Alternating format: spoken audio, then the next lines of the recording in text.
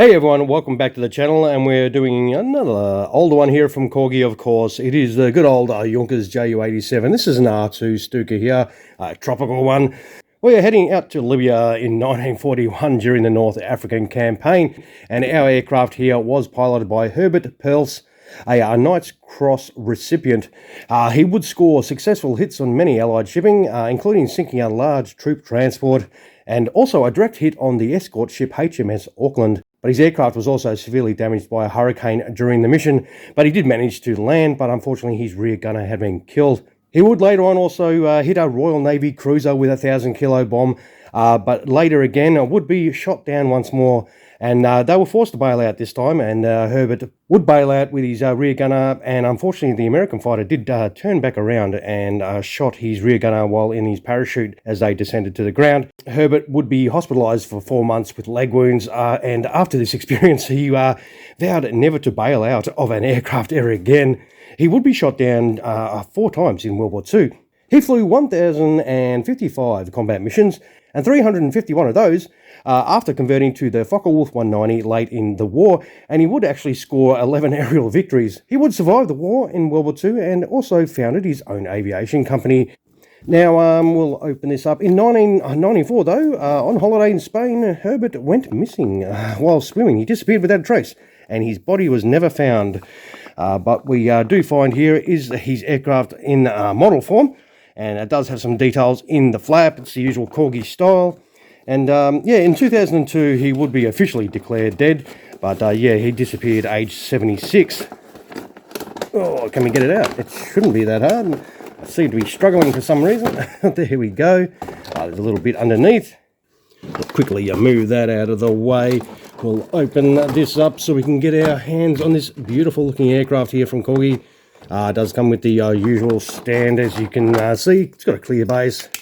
Bang, job done. Does have a little baggie that does have, well, a little Bowser of sorts.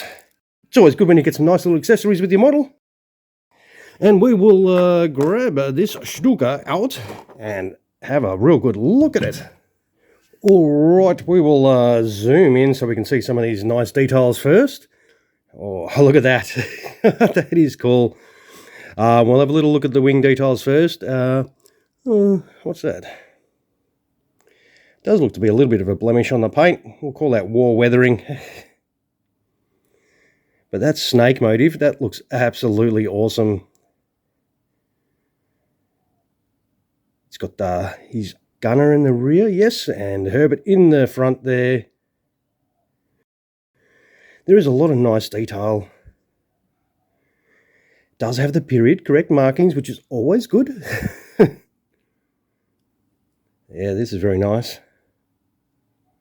Yeah, being an older one, I did have to scour the interwebs and find one, which I bought. I bought this on eBay, of course. Propeller spins beautifully because it's an older Corgi one.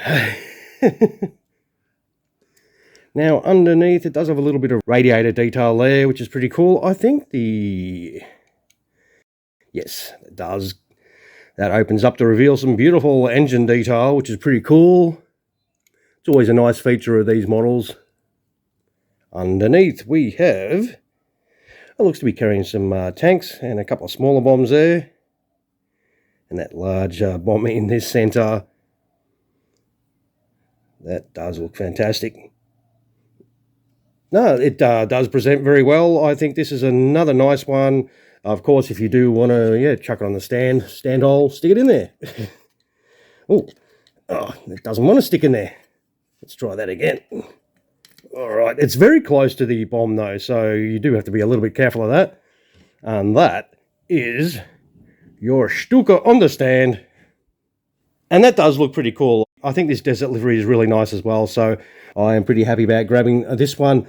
But if you can't grab this one, you could buy this one. That is a generic cheap Chinese one, and that is the equivalent that you do get from them. As you can see, I've done the video on this a while ago. As you can see, it's not as good for sure. There's, well, missing markings on the tail, of course, but the stenciling's not as good or clear. The actual aircraft details itself is a lot different, as you can see.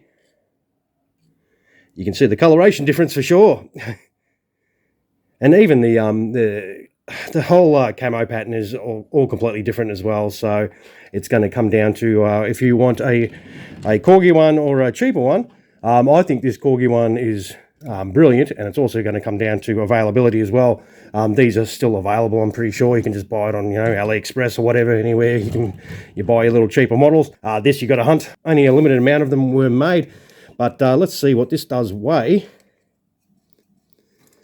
But I mean, the cheaper one is a nice alternative if you don't want to, spend a little bit of money, because these can get expensive depending on what the seller wants for it. I'll chuck it on the scales and see what she weighs. Beautiful, 184 grams. That is nice. And that is the Stuka done. All right, we'll wind up the video. Don't forget, if you liked what you saw, those my way would be awesome. And of course, drop a comment below if you've got something to say. Don't forget to subscribe to the channel if you haven't done that as yet. And the important part, thank you, the viewer, for watching. I hope you enjoyed the video and found it helpful in some sort of way. All right, everyone, thank you very much. I'll take those pics, throw them at the end, and check them out if you want to see some close-ups without my grubby hands all over this beautiful model. Once again, thank you for watching, and you all have a fantastic rest of your day. Cheers, everyone.